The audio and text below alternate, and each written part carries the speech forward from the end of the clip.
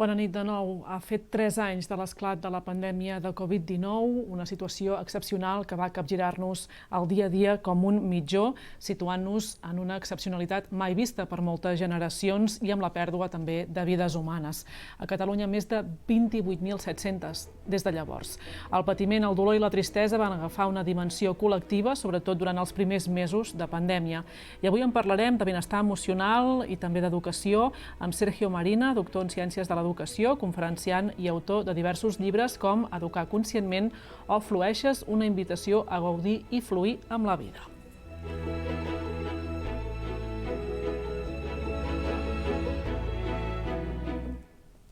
Hola Sergio, bona nit. Muy buenas noches, Natalia. ¿Qué tal? Gracias por acompañarnos. Y gracias a ti y a vosotros y muy contento de estar aquí.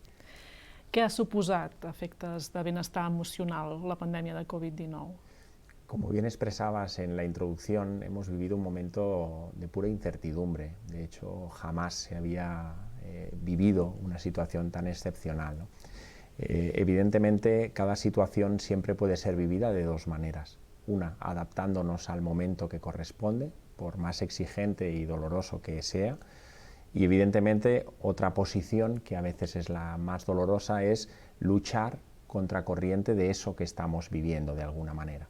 Entonces ha habido personas que durante ese proceso han conseguido adaptarse a la circunstancia, ¿no? Esa privación de libertad física, de libertad psicológica, porque ha habido un deterioro a nivel mental y emocional, y en esa situación han sacado oportunidad para reestructurar su vida personal, una oportunidad para reestructurar también la vida de familia, una capacidad también de adaptarse a las nuevas formas de a lo mejor relacionarse en el ámbito laboral. Es decir, que han encontrado también dentro de un escenario complejo una oportunidad para seguir creciendo y seguir desarrollándose. Evidentemente no todo el mundo ha tenido esa capacidad, a lo mejor, ¿no? Sino que también ha mermado mucho, y pienso sobre todo en los más pequeños, en esos niños, en esos adolescentes, donde no han tenido esa oportunidad a lo mejor de poder liberar, ¿verdad? De la capacidad también de tener esa movilidad que de alguna manera necesitan, y sobre todo también de expresión, ¿no? Es decir, evidentemente, y estamos viendo, se está recogiendo también ahora con el paso de los años, pues ese decalaje o ese deterioro que ha habido en esos procesos también, incluso de socialización, de contacto con los demás, ¿no? De expresión también, ¿no? Incluso estamos viendo que ya empieza a ser un poco alarmante la cantidad de niños y adolescentes con niveles de estrés, de ansiedad, incluso con depresión, ¿no? Entonces, de alguna manera nos tiene que ayudar a reflexionar un poco hacia dónde vamos como seres humanos, como humanidad, y qué podemos hacer para poder vivir de una manera más plena. I quins aprenentatges serien? Quines lliçons n'hauríem d'haver tret? Creo que en el marco en el que está la humanidad actual, evidentemente no es bueno generalizar, pero sí que hay unas tendencias, ¿no? Hay unas tendencias claras hacia un materialismo que de alguna manera nos está conduciendo a vivir en sufrimiento en muchos momentos, ¿no? Donde estamos muy anclados, nuestro modus vivendi, al elemento tener, al elemento poseer. Nos hemos orientado mucho hacia lo externo. Las nuevas tecnologías, que evidentemente tienen su lado positivo y nos ayudan a estar conectados, nos ayudan a tener el conocimiento más accesible, pero también si tenemos un exceso, mejor dicho, de contacto con la tecnología, también nos quedamos muy atrapados en ese mundo, ¿no? Y lo vemos también con los adolescentes, ¿no? Donde encuentran esa forma de escape, esa forma de huida a través de esa tecnología. Nos tiene que ayudar de alguna manera pues a orientarnos, ¿no? A estructurarnos bien en lo personal, a estructurar todas las dimensiones del ser humano a nivel mental, emocional, social, nuestra parte también física, evidentemente. Es decir, creo que ha sido una llamada de atención, ¿no? Para darnos cuenta de que todo en la existencia, todo en el universo, todo en la vida está en constante movimiento, todo se mueve, hay cambio, y nos tenemos que adaptar de alguna manera a ese cambio constante. I està passant? hi ha aquesta reflexió col·lectiva? Sí, hay personas que todo esto, insisto, lo están viviendo ya de una manera diferente.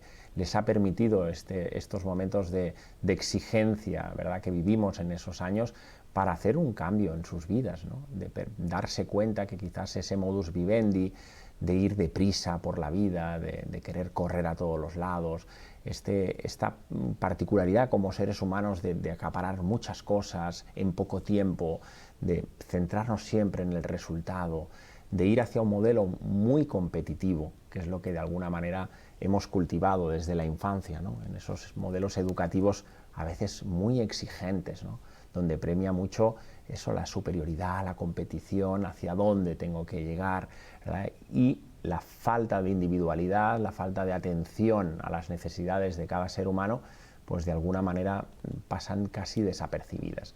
Però són conductes individuals, no hi ha una conducta col·lectiva en aquest sentit? Claro, al final el modelo social puede ir hacia una dirección, ¿no?, pero evidentemente el modelo social responde a personas, ¿no?, y hay personas pues que en función de su forma de vivir, en su forma de sus experiencias, porque esas experiencias que muchos seres han vivido, dolorosas, traumáticas, también les ha servido para replantearse la forma en la que se estaban relacionando con sus hijos, la forma, el tiempo que le dedicaban a la familia. Bien, todo eso para algunos ha sido también una forma de adaptarse y dedicarle y darle más importancia a unas cosas que quizás a otras en la forma en la que estaban viviendo, ¿no? A l'últim llibre parles de fluir amb la vida. Què vol dir? La capacidad de fluir es la capacidad de adaptarnos en cada momento a lo que la vida nos presenta.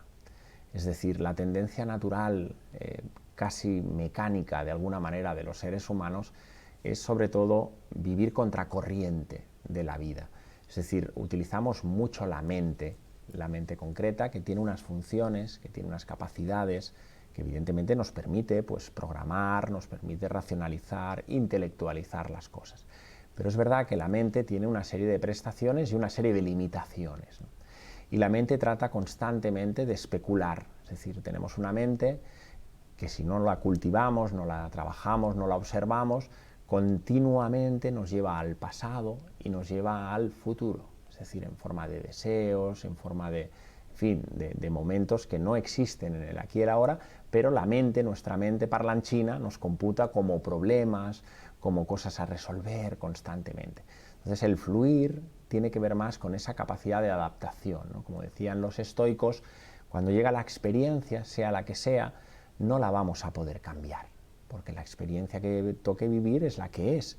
Entonces lo que sí depende de nosotros es la forma en la que nosotros podemos vivir esa experiencia, y eso sí que depende de nosotros, ¿no? Podemos vivir esa experiencia a veces con más proactividad, con más delicadeza, con más abertura hacia lo que estamos viviendo, o pues empezar a quejarnos, empezar a confrontarnos ante eso, empezar a querer cambiar algo que no podemos cambiar, que es lo que estamos viviendo, y por tanto ahí observamos que la clara señal para saber si estamos dándole la mano a la vida, si estamos fluyendo con ella, en ese movimiento, vaivén de subidas, donde hay momentos que hay más intensidad, hay momentos que hay menos intensidad, habrá momentos que llegará el dolor, porque es inevitable, pero la capacidad que tengamos ante lo que estamos viviendo dependerá si el sufrimiento llega o no llega, ¿no? Que es diferente. Una cosa es el dolor y otra cosa es el sufrimiento, ¿no? Per què? Per què són diferents?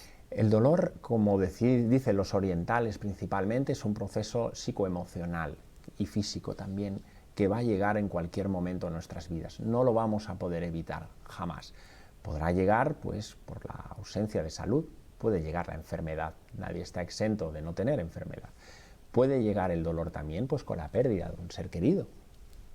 La muerte va a llegar y hay que saber que todos vamos a morir. También puede llegar con la ruptura de una pareja o en fin, con la pérdida de una mascota. Esos momentos van a llegar. Bien, se nos dice que si nosotros ejercemos ante ese dolor un proceso natural de integración, de aceptar ese dolor, de alguna manera lo que estamos es evitando el sufrimiento. Sufrimiento es cuando de alguna manera con nuestros procesos mentales y emocionales no aceptamos lo que estamos viviendo.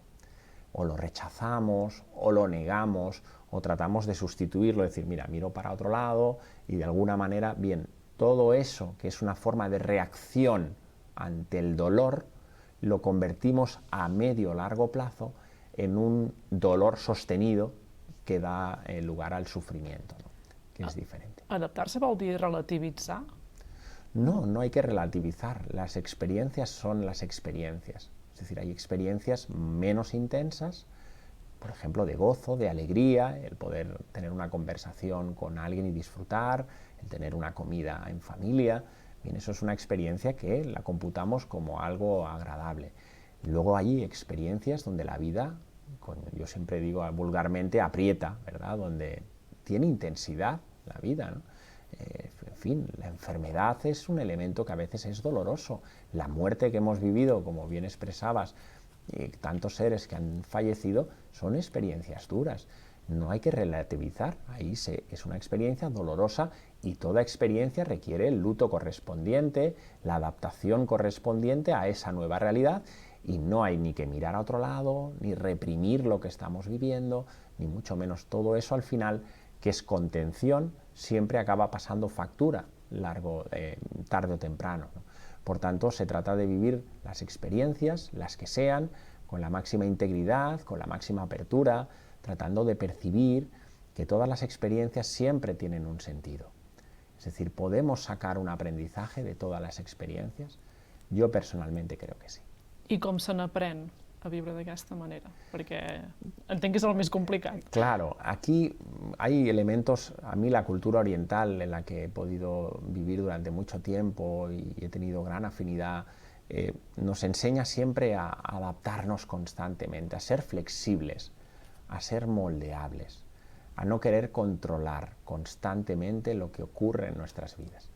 Entonces, claro, tenemos que hacer ese trabajo, esto hay que cultivarlo, esto no es una cosa que llega, en fin, o que podemos comprar, ¿no? Como el que va al supermercado.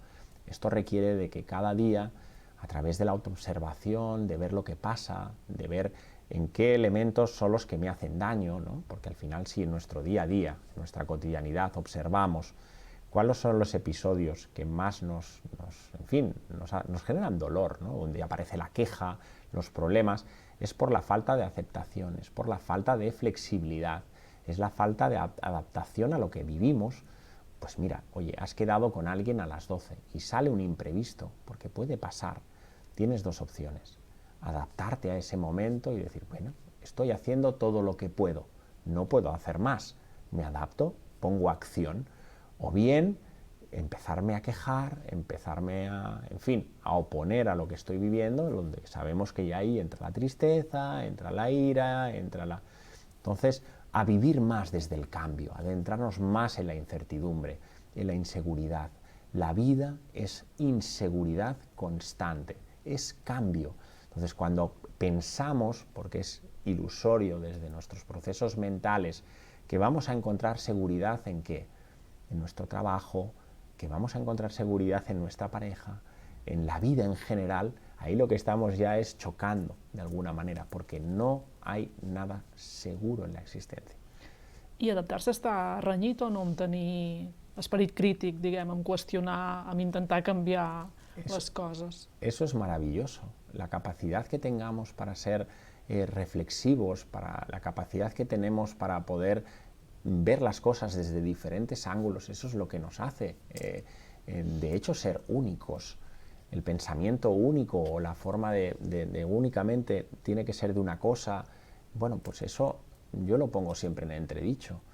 Lo bueno del ser humano, donde la palabra lo expresa, ¿no? Hay una parte del ser humano, del ser, y una parte humana, es decir, hay una dimensión interna y una más dimensión externa. Esa es la individualidad dentro de la globalidad de lo que somos, pero como individualidad tenemos que construir nuestro propio sistema de pensamiento y ponerlo encima de la mesa, valorarlo y aportar las cosas. De hecho, el pensamiento científico es va mutando con el paso de los años, a través de las experiencias, a través de lo que vamos viendo, observando, y al final la observación depende del observador. Yo lo que estoy observando depende de mi observación. Por tanto, todo al final lleva al mismo sitio, ¿no? Ser críticos, reflexivos y sobre todo con capacidad de autonomía, que es hacia ahí donde tiene que ir el ser humano, ¿no? I fluir vol dir ser feliç o la tenim idealitzada, la felicitat? Sí, es uno de los elementos quizás más distorsionados que tenemos con la felicidad. Es verdad que desde lo que entendemos como el sistema socioeconómico, sociocultural, etcétera, siempre se ha apuntado a la felicidad como un elemento externo, ¿no? Es decir, se nos ha hecho creer de alguna manera que podemos alcanzar la felicidad. ¿A través de qué? Pues a través de tener un buen coche, de tener una buena casa, de tener una familia feliz, de cambiarte los pantalones cada cierto tiempo porque la moda es la moda. Y hemos creído que esa felicidad está alejada de nosotros, pero la felicidad es un estado. Dèiem que també Sergio Marina ha fet llibres sobre educació. Reclames una educació conscient. Què vol dir aquest concepte? La educación verdadera, la que siempre fue a lo largo de la historia de la humanidad, si uno analiza, por ejemplo, la Grecia clásica, ¿no?, donde hubo grandes exponentes en materia educativa, siempre partía de la premisa de que educar es extraer, es sacar. Es decir, percibir que ese niño, que ese adolescente, ya atesora un gran potencial como ser humano. No es educar, introducir conocimiento, ¿no? Es decir, de alguna manera meter información, sino que la educación consciente apuesta por comprender cada niño, cada ser humano, en su naturaleza, en su dimensión física, mental, emocional y evidentemente interna. ¿Para qué? Para sacar lo mejor de él, para sacar sus dones, para sacar sus talentos, para sacar sus capacidades, las suyas, que no tienen que ser las mismas que otro compañero, que otro niño, ¿no? Entonces, desde una manera más respetuosa, desde una manera donde permita que los niños se puedan expresar en libertad, que puedan construir su propio aprendizaje, donde la intervención del acompañante sea únicamente como un mero espectador y facilitador para que pueda vivir la experiencia y construir su propio aprendizaje. Bien, eso es que cada vez más hay más proyectos. S'estan fent passos en aquest sentit. Cada vez más, cada vez más. Sí, curiosamente, cada vez vemos en práctica proyectos conscientes donde ya empieza a observarse que el foco educativo no pasa por el docente, no pasa por el acompañante. El foco principal ya se pone en el alumno, ¿no? Y eso no solo recae, porque la educación es un acto transversal. La educación no se limita a unos años concretos en la vida de un ser humano, es atemporal. Es decir, en cada momento tenemos una oportunidad de oro para sacar ese potencial.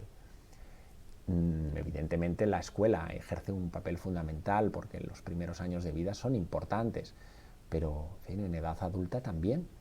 Cuando entramos en contacto con el ámbito laboral, por ejemplo, ahí tenemos también una gran oportunidad para sacar ese potencial, para crear oportunidades, para ubicar a la persona en el lugar que corresponde, para que pueda brillar, para que pueda dar esa mejor versión de sí mismo. Bien, la educación es atemporal, dura toda la vida y es transversal a todas las facetas y dimensiones de la vida. I a nivell això de l'etapa escolar, si es posa el focus en els alumnes, com s'estableixen els límits o com s'estableix l'acompanyament que han de fer els adults? Claro, aquí el papel del guía, del docente, del padre, es evidentemente de observador consciente, viendo dónde está, en qué punto madurativo y evolutivo ese niño, e ir dándole las herramientas adecuadas para que pueda construir el aprendizaje. Eso no quiere decir que valga todo, que a veces confundimos. En la vida y en la educación y en cualquier elemento de la existencia hay que poner límites, pero son límites constructivos. No hay límites de premios, no hay límites de castigos, porque eso de alguna manera nos encorseta la expresión. Tenemos miedo a que nos castiguen, pero también queremos hacerlo bien cuando nos dan un caramelo o nos dan un premio porque hemos alcanzado algo. No es un tema de sanciones, sino es un tema de establecer en cada momento las condiciones adecuadas para que eso florezca y sobre todo que sea funcional para la vida.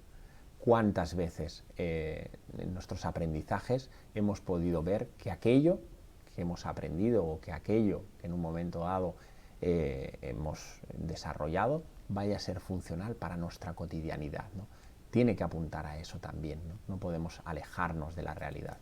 I creus que hi hauria d'haver canvis estructurals en el sistema educatiu actual per anar en aquesta direcció? Completamente, completamente. Para dar una atención particular a cada niño, para que cada niño pueda ser escuchado, para que cada niño pueda ser atendido según sus necesidades, que son diferentes. Evidentemente no podemos tener aulas como a día de hoy con 25 o 30 niños en una sola clase, ¿no?